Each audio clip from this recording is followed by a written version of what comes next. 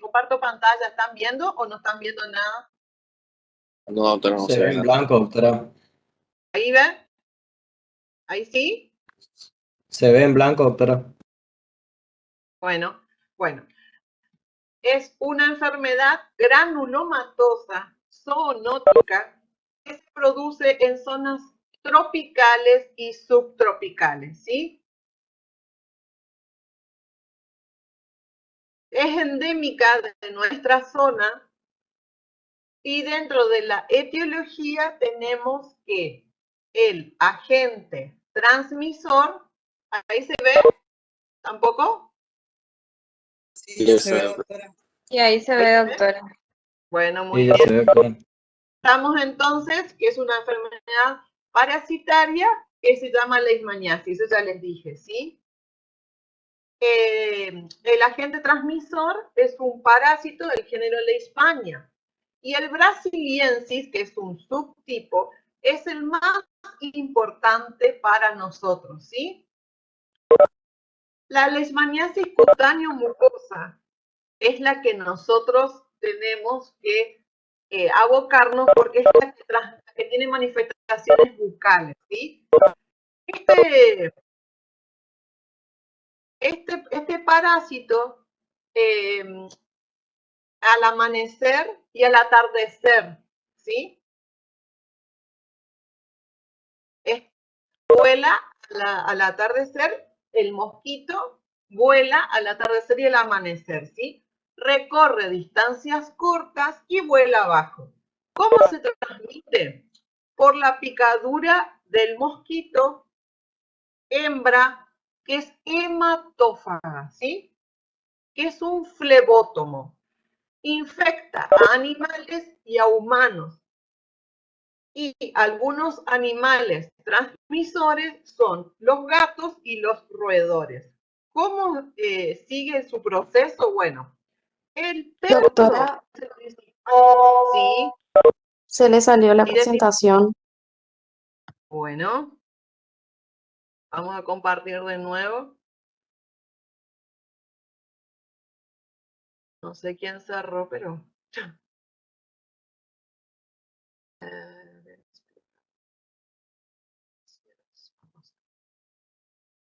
Bueno, mientras tanto me escuchan, ¿sí? Vamos a ver que decíamos que el principal reservorio es el perro. ¿Estamos?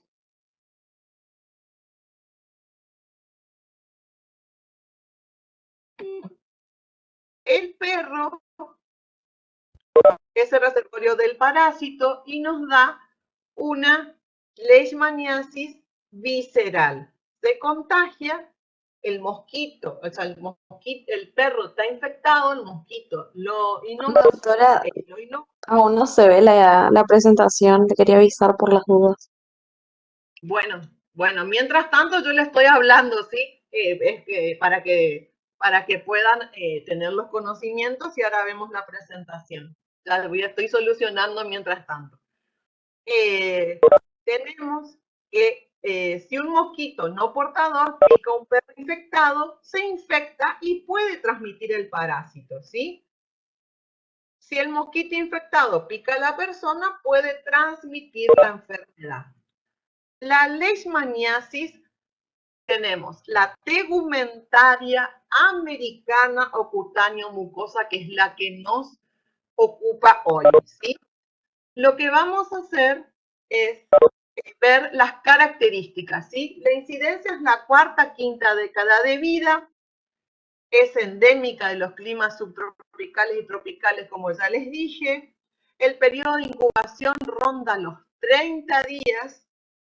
Las manifestaciones son clínicas, son generales y bucales, ¿sí? ¿Dónde se localizan las primeras lesiones? En los miembros superiores e inferiores, cabeza, cara y cavidad bucal. Después tenemos las manifestaciones clínicas. Tenemos 3 etapas. La primera etapa, donde está el chancro de inoculación, en la diseminación y el periodo tardío. El chancro de inoculación, ¿cómo puede ¿Dónde puede ubicarse? En la zona cutánea de miembros, cara, oreja y excepcionalmente a nivel del labio. ¿Cómo puede presentarse clínicamente? Como pápulo-pústula, ¿sí? O sea, es una combinación de dos lesiones. Disculpe, Sí. no se ve la diapositiva. Y ya sé, esperen un segundo, o sea, tomen nota de lo que yo les estoy diciendo, por favor, ¿sí? Ya vamos a solucionar.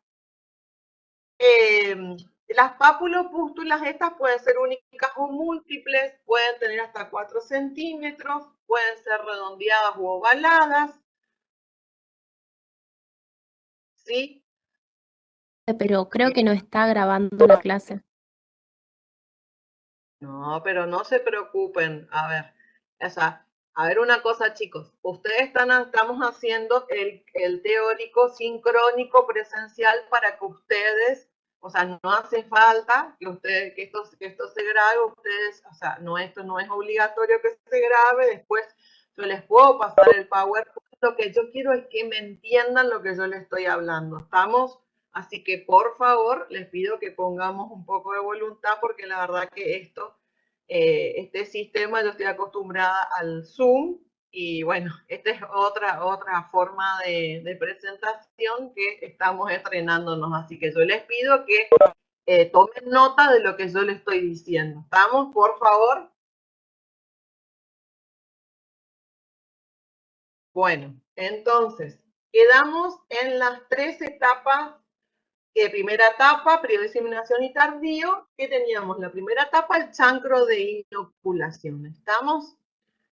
Vamos a ver que el chancro de inoculación, como ya les dije, puede estar ubicado en zona cutánea, de miembros, cara y oreja, y excepcionalmente a nivel del labio. También eran pápulopústulas, que les dije que era una combinación de pápulas y pústulas, así que puede ser única, múltiple, redondeada, ovalada y eritematoviolacea. ¿Qué significa eso? Rojo violáceo. ¿Sí? Las úlceras, que puede presentarse también en forma de úlcera. El chancro de inoculación en la leishmaniasis tiene forma redondeada o oval, con un diámetro de 4 centímetros. Los bordes de esta úlcera pueden ser infiltrados o gruesos, secretantes, granulomatosos, vegetantes, pero no tiene sintomatología. En cuanto a las secuelas, puede llegar a dejar esto cicatrices hipocrómicas. ¿Estamos?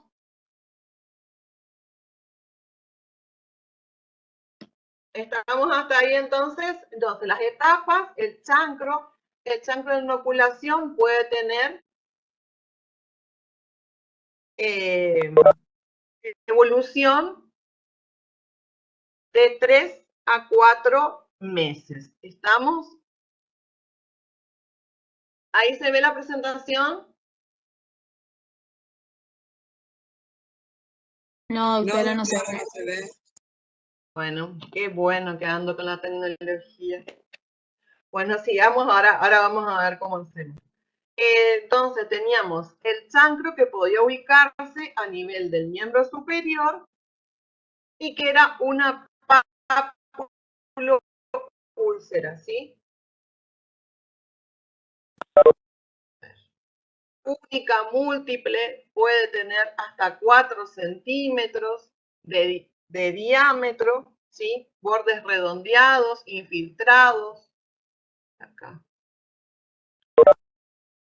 Después, puede tener una presentación con un polimorfismo clínico. ¿Qué significa eso? Puede presentarse con múltiples manifestaciones bucales. Puede ser forúnculo, verruga, tumor, y las mucosas afectadas pueden presentarse muy edematizadas, ¿sí? Tienen un edema generalizado, ¿sí? Y hasta puede llegar a dar obstrucción de las vías respiratorias. Cuando vamos al periodo tardío, ahí vamos a tener lesiones cutáneas y nasales. Las cutáneas pueden parecerse al impétigo, que es como una costra, dicen, mielicérica, o sea, similar a miel seca, ¿sí? Pueden ser vegetantes, verrugosas, y aparte en las fosas nasales pueden tener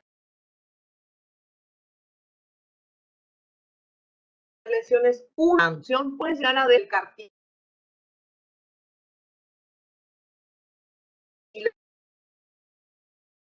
¿sí? Irritación con una depresión que se llama cruz de Escomel, ¿sí? Tiene ulceraciones en el paladar, puede afectar el labio superior, la semimucosa y la mucosa.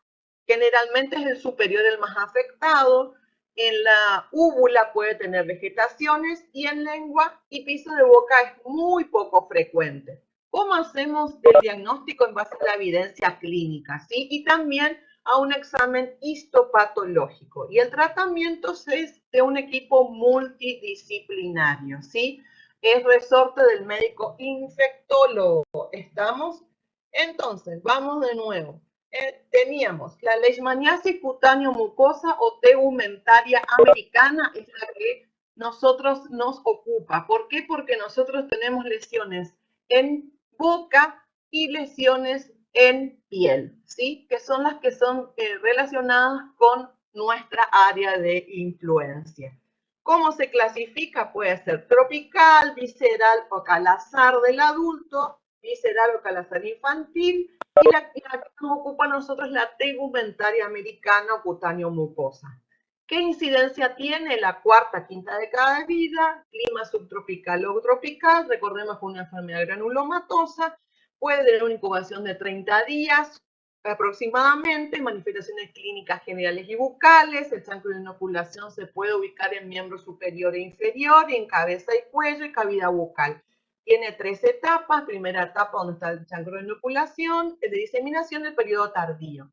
El chancro de inoculación puede tener forma, puede ubicarse como le dije en miembros, cara, oreja, excepcionalmente en el labio, ¿sí? Papulopústulas, no más de 4 centímetros, redondeadas o ovaladas, rojo-violáceas, eritemato-violáceas. Y las úlceras pueden tener forma redondeada con bordes elevados, infiltrados, gruesos, indurados, pero no tiene sintomatología. Puede tener como secuela una cicatriz hipocrómica. El chancro puede tener una evolución de 3 a 4 meses y tenemos que el polimorfismo clínico puede ser forúnculo, verruga, tumor, y las mucosas afectadas se encuentran muy edematizadas hasta una obstrucción de las vías respiratorias. El periodo tardío tenían lesiones cutáneas que dijimos que eran impetiginosas, o sea, similar al impétigo, las lesiones nasales, úlcerovegetantes que pueden llegar a destruir el cartílago nasal. Después teníamos la cruz de Escomel, que es una vegetación con una depresión central que se manifiesta en el paladar. El labio superior es el más afectado con ulceraciones y también tenemos macroquelia, ¿sí? Un aumento del tamaño del labio. En la úvula puede estar afectado y lengua y piso de boca muy poco frecuente. El diagnóstico puede ser clínico o histopatológico. Les voy a colgar en el aula de la presentación de PowerPoint para que miren las imágenes, ¿sí? Esta es solamente la teoría y el tratamiento es multidisciplinario. ¿Estamos, chicos? Las nociones elementales de esta patología, ¿sí?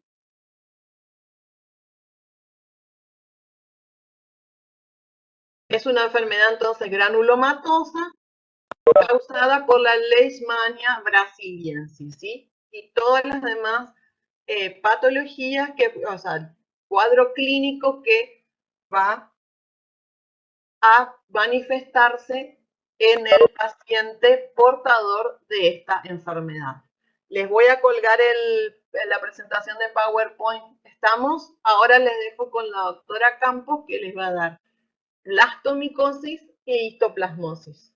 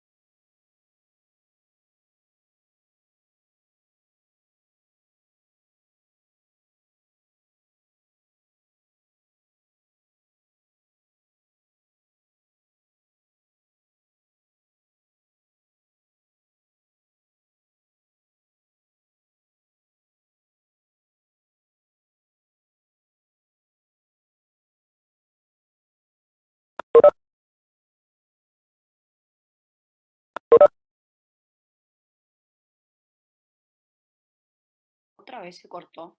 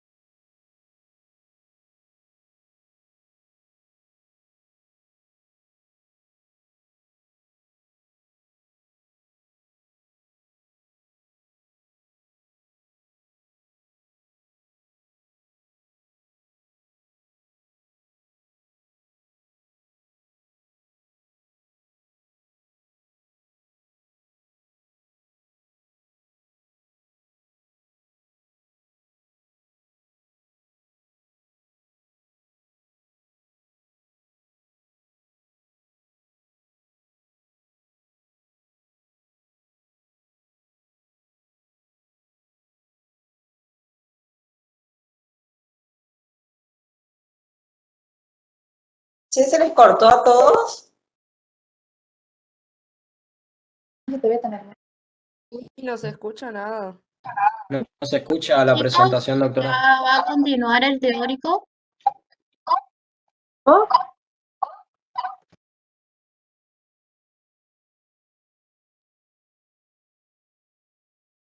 ¿Y será que esto no va a pasar ahora en el parcial que se va a trabar todo por las cámaras prendidas y eso?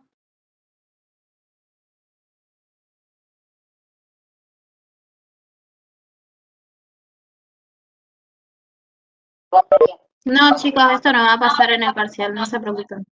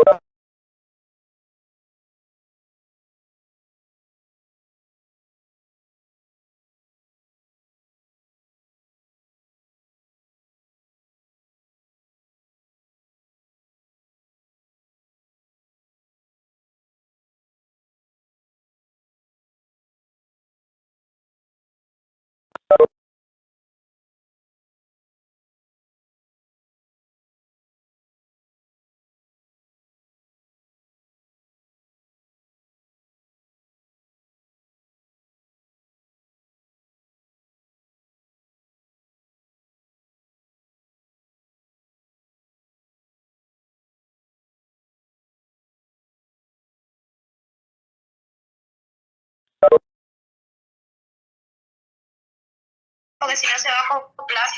Ok.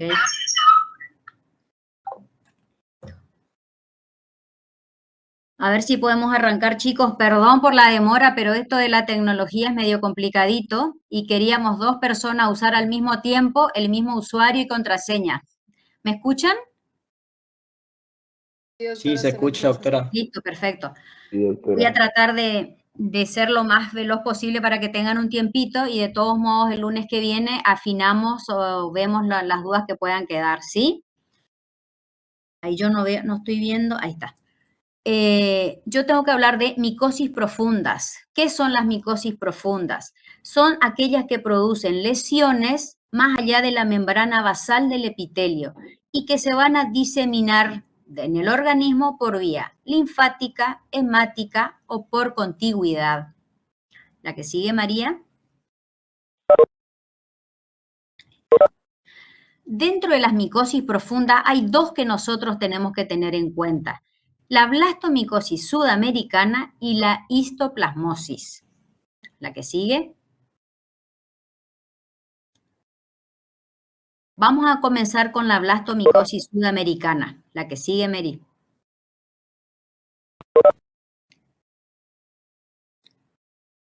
La blastomicosis es una micosis profunda, subaguda o crónica que va a comprometer piel, mucosas, ganglios y órganos internos.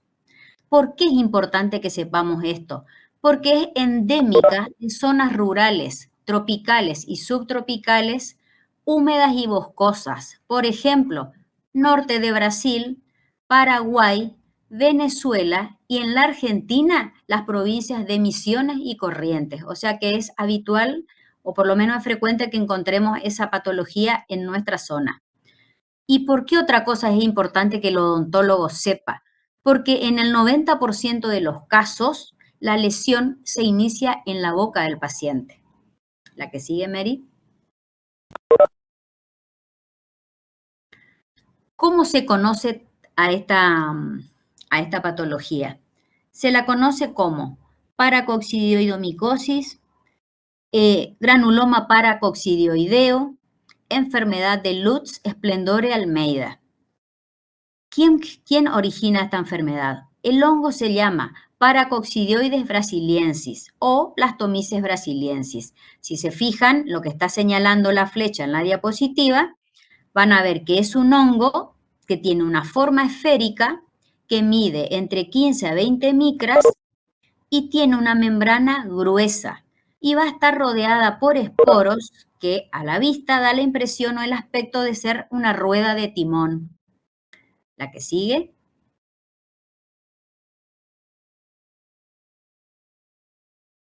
Otro detalle importante a tener en cuenta es el periodo de incubación, que puede durar de 20 a 30 años. Por eso, cuando ustedes realizan la historia clínica, es muy importante indagar acerca del domicilio anterior, porque si un paciente, una persona está hoy trabajando, cosechando hierba y se jubila, va dentro de 20 años a vivir a Río Gallegos y aparece con lesiones de este tipo que vamos a mostrar ahora, indudablemente que la gente del sur no va a tener ni la más pálida idea de saber qué es lo que está teniendo el paciente. sí les puede ayudar o sí los puede orientar el hecho de preguntar dónde vivió antes. Eso es importante. Con respecto a la incidencia, se da principalmente en los trabajadores rurales, en los que trabajan en los cafetales, yerbatales. No tiene predilección por sexo, aunque dicen también un pequeño predominio en el sexo masculino. Y con respecto a la edad, oscila entre los 30 y los 60 años. La que sigue. La vía de contagio, cómo penetra ese hongo al organismo, es a través de la vía aérea, la vía respiratoria, o a través de la vía cutáneo-mucosa. Una vez que ingresa, se disemina por vía linfática, por vía hemática o por contigüidad. Y les dije ya hoy que va a producir lesiones intestinales, en la vesícula, en la próstata, en el sistema nervioso, en los huesos, en los pulmones y también puede originar nódulos cutáneos. La que sigue. Vamos a concentrarnos en las manifestaciones clínicas bucales. En orden de frecuencia, la localización va a estar dada por encía vestibular, paladar, labios, lengua y mucosa yugal. Acuérdense que cuando ustedes realizan su examen y tienen que escribir la historia clínica, lo primero que tienen que escribir es la localización. La que sigue, María.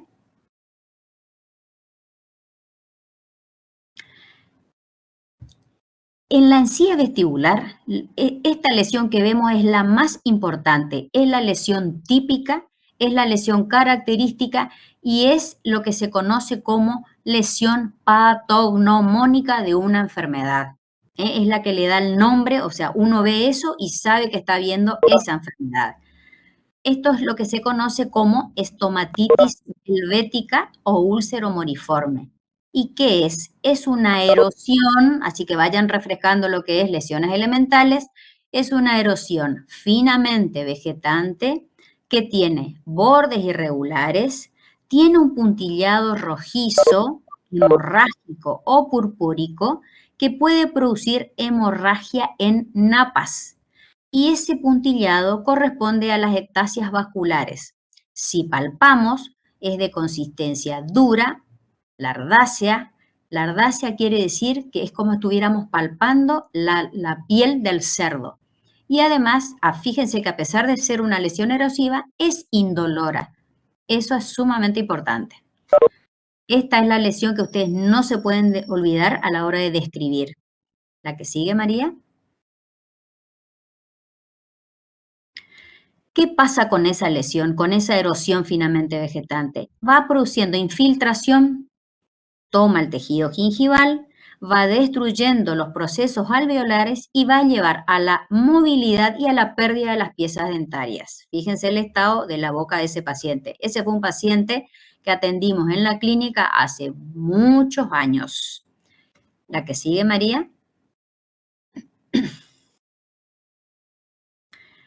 Dijimos que también estaba en paladar y ahí podemos observar lesiones ulceradas y úlcero-vegetantes, tienen un borde infiltrado, a la palpación es dura y en algunos casos pueden llevar a confundir con carcinomas epidermoides. Y en estos casos o en estas localizaciones no siempre está presente ese puntillado característico. La que sigue. También hablamos de los labios. Los labios se encuentran agrandados, hay una hipertrofia o elefantiasis que se conoce como macroquelia, no de los dos labios, solo el labio superior.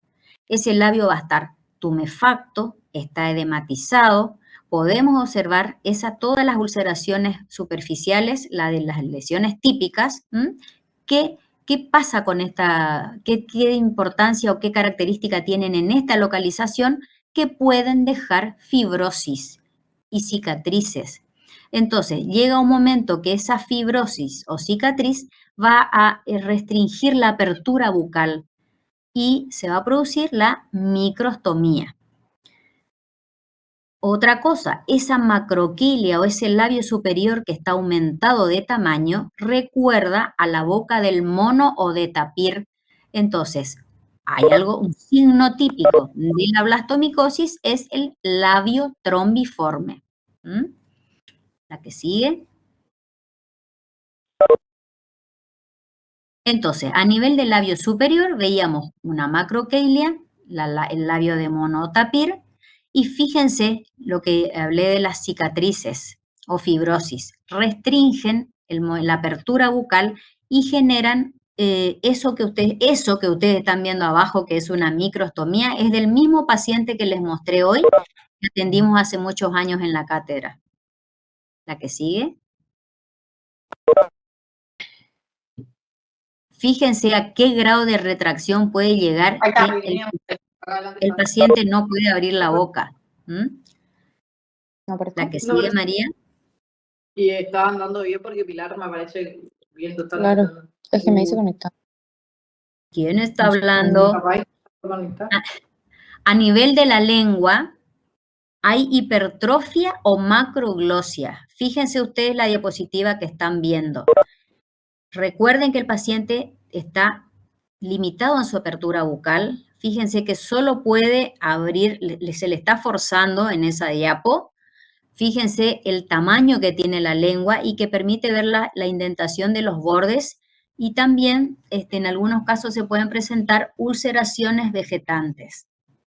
La que sigue. También está agrandada la mucosa yugal. Eso se conoce como macropareitis. Y ahí se pueden observar lesiones liquenoides irregulares que al curar también van a dejar esas bridas cicatrizales de color blanco nacaradas.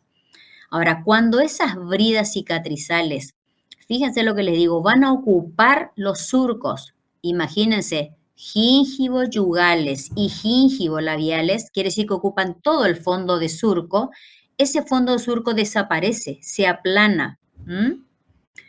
Y fíjense que dice, van a unir la mucosa de los labios y la mucosa yugal con la de las encías. Disminuye esa profundidad del surco. La que sigue. ¿Qué genera esta micosis en la nariz?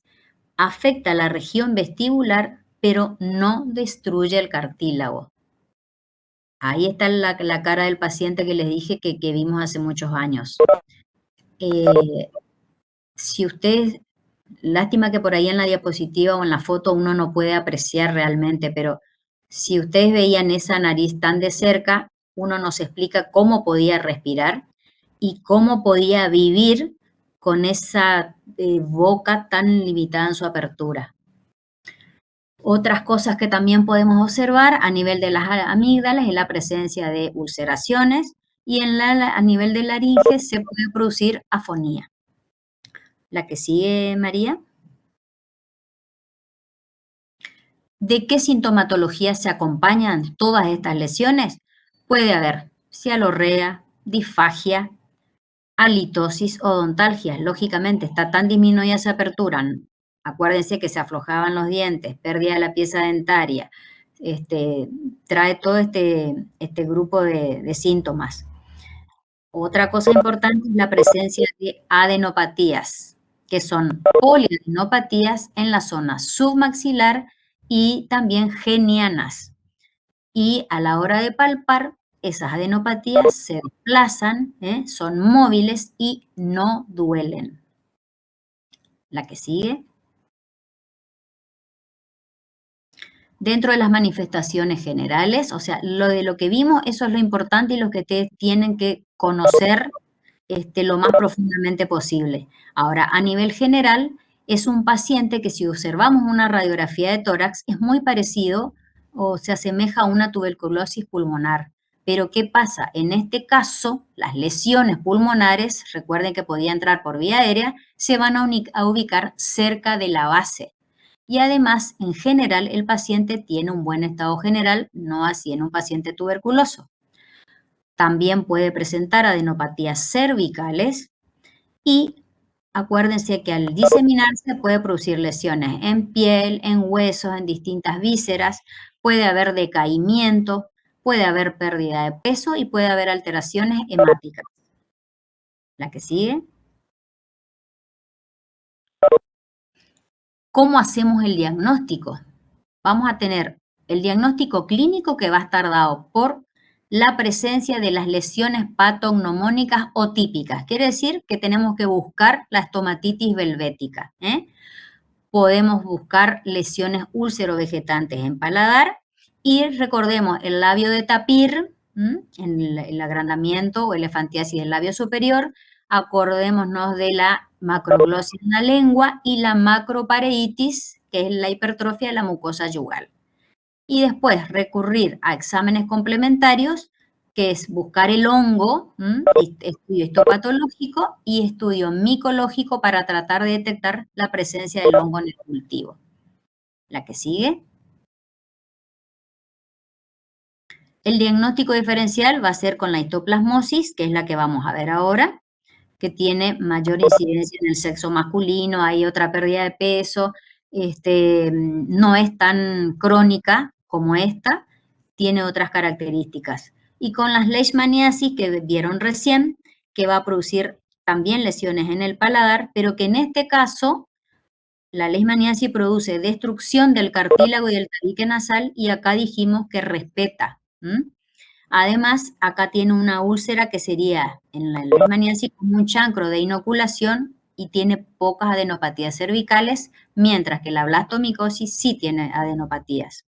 Y con respecto al epitelioma, que se puede confundir en el caso de que la blastomicosis se presente en una sola localización. La que sigue. ¿Qué hacemos nosotros como odontólogos?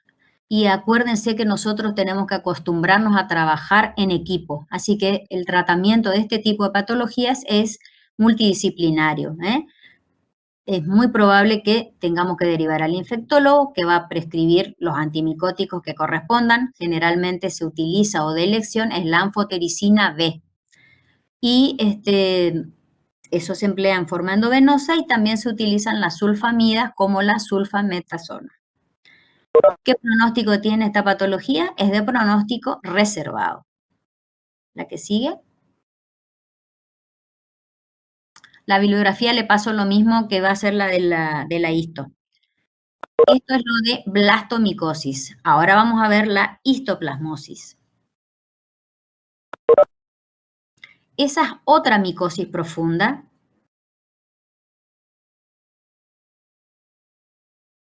No tiene un periodo de incubación de 20 a 30 años como la que vimos.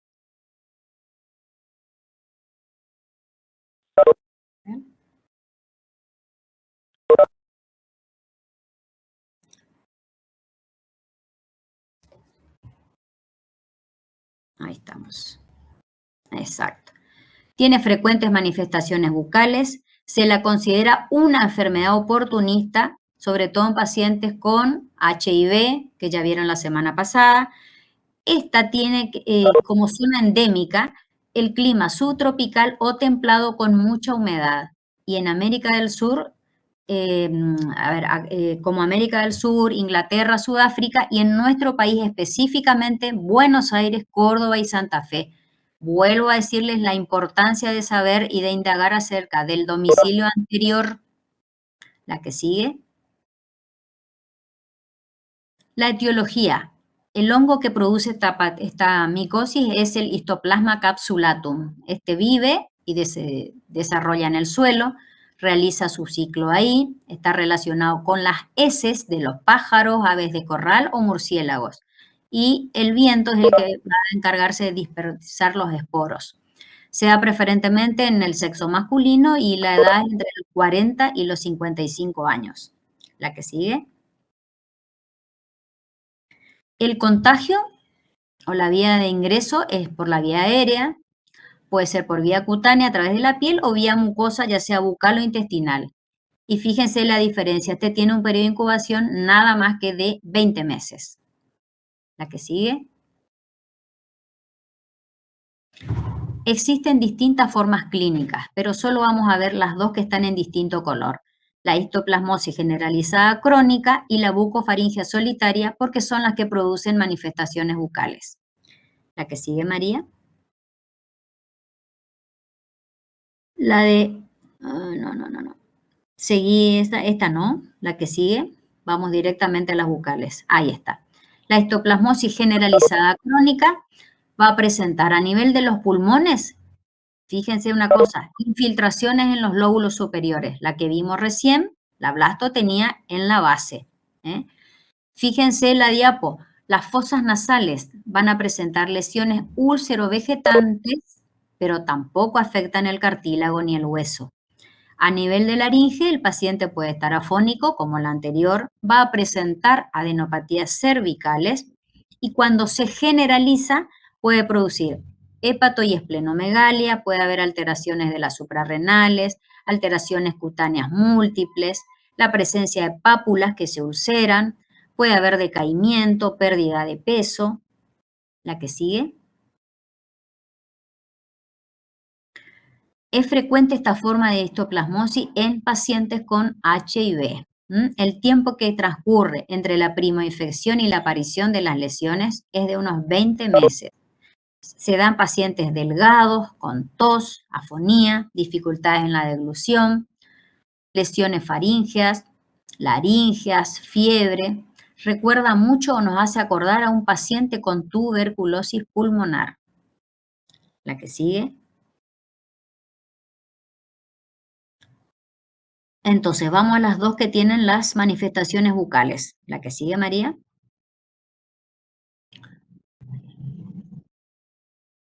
La localización va a ser labios, lengua, mucosa yugal, paladar duro y encía. En general se trata de pacientes desdentados o con muy pocos dientes. Como síntomas se acompañan de una cianosis intensa, tienen aliento fétido y pueden tener dolor en las piezas dentarias.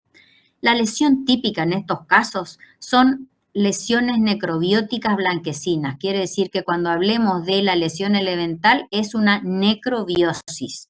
Esa es la lesión típica o patognomónica de la histoplasmosis. Son lesiones pequeñas, apenas elevadas. Si frotamos con una gasa no se desprenden y si palpamos la base es indurada y es una dureza fibrosa superficial.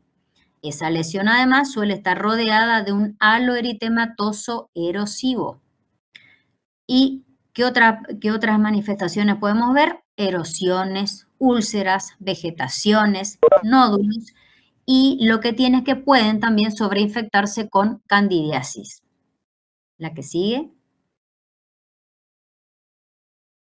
A nivel de la lengua también tenemos macroglosia igual que la anterior, pero en este caso tiene una ulceración en el medio de la lengua, longitudinal y tiene una superficie lisa. Puede presentar nódulos de 1 a 3 centímetros de diámetro. Esa lengua puede tener vegetaciones, puede tener las lesiones necrobióticas típicas, puede tener erosiones rojas y sangrantes, puede haber ulceraciones superficiales y, como se ve en la última diapo, puede tener bridas cicatrizales en la cara ventral. Fíjense que este paciente puede abrir perfectamente la boca, nada que ver con el que vimos recién. La que sigue.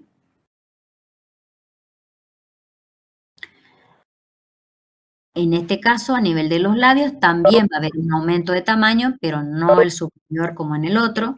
Siempre vamos a estar viendo las lesiones necrobióticas. Podemos ver nódulos y erosiones. Si palpamos la consistencia de ese labio es elástica. Y a nivel de encía, las encías están agrandadas también, así que va a haber macrulia. Y esa última diapo, ahí muestra exactamente la lesión necrobiótica. Doctor, ¿puede decirme lo mismo a mí? Yo le dije, doctor, puedo hablar así. Magri, ¿podés apagar tu micrófono? Y alrededor de esas lesiones necrobióticas que se ven en encía, puede haber zonas erosivas con un discreto puntillado o a veces pueden tomar un aspecto tumoral. Esa zona blanquecina es la que si frotamos con una gasa no se desprende, y si palpamos tiene una dureza superficial, es como una fibrosis, como una palpación algo fibroso, elástico. La que sigue. En el paladar podemos observar ulceraciones, también las lesiones necrobióticas, las vegetaciones, y en la úvula también lesiones parecidas al paladar. La que sigue. Entonces, ¿cuáles son las lesiones que vamos a encontrar en la histo? La macroglosia con esa fisura medio lingual, las lesiones necrobióticas blanquecinas, que son las patognomónicas o típicas, o las que nos dicen que eso es una histoplasmosis. Puede haber lesiones nodulares y despapiladas en la lengua, puede haber ulceraciones con ese puntillado rojizo, y otra cosa es que estas lesiones son cambiantes en días sucesivos. La que sigue. El diagnóstico clínico, con la presencia de, o buscando siempre la lesión típica, la lesión patognomónica, realizando una correcta historia clínica, teniendo en cuenta la edad, el sexo del paciente, el domicilio anterior. Acuérdense que acá hay sí o sí muchas adenopatías cervicales. Acá sí tenemos un mal estado general del paciente, en la blasto no. Acá tenemos mucha pérdida de dientes, o sea, el paciente es prácticamente desdentado o con pocos dientes. Y en los exámenes complementarios pedimos lo mismo, un examen histopatológico y un examen micológico para tratar de localizar al hongo. La que sigue. El diagnóstico diferencial va a ser con la tuberculosis, que son pacientes muy delgados, con lesiones laringes, en la boca también tiene una úlcera, la úlcera tuberculosa que está cerca del borde y la punta, que es una úlcera irregular, que tiene bordes deshilachados, que en el fondo de esa úlcera hay unos puntos amarillentos, que es el signo de Trelat, que duele y es una úlcera blanda. Y tenemos también con la blastomicosis, que es la que vimos recién. O sea, que acá es importante considerar el domicilio, acordarnos de la macroqueilia que tiene la blasto, que es de consistencia lardácea, la histoplasmosis y la consistencia es elástica. En general, la blasto, el paciente tiene un buen estado general. En la histo, el paciente es delgado y tiene un mal estado general. La que sigue. La conducta terapéutica es la misma, es un tratamiento multidisciplinario. El infectólogo podrá prescribir los antimicóticos, actualmente se utilizan el ketoconazol y el itraconazol, y al igual que en el anterior, el pronóstico es reservado. La que sigue. Ahí está la bibliografía, es lo mismo para las dos micosis. Disculpen que haya ido un poquito rápido, voy a volver a remarcar y a recordar el lunes cuando tengamos el taller las cosas más importantes, y vamos a volver a ver las fotos y ver las manifestaciones bucales solamente para que ustedes puedan fijar eso y les quede grabado.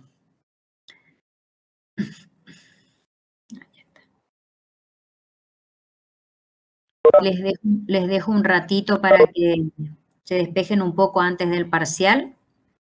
Espero que anden bien y si Dios quiere nos vemos el lunes en el taller a las 7 de la tarde.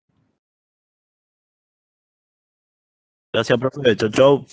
Chao. Gracias, doctora. Gracias, Éxitos doctora. ahora. Hasta luego. Éxitos ahora. Muchas gracias. Dale. Gracias.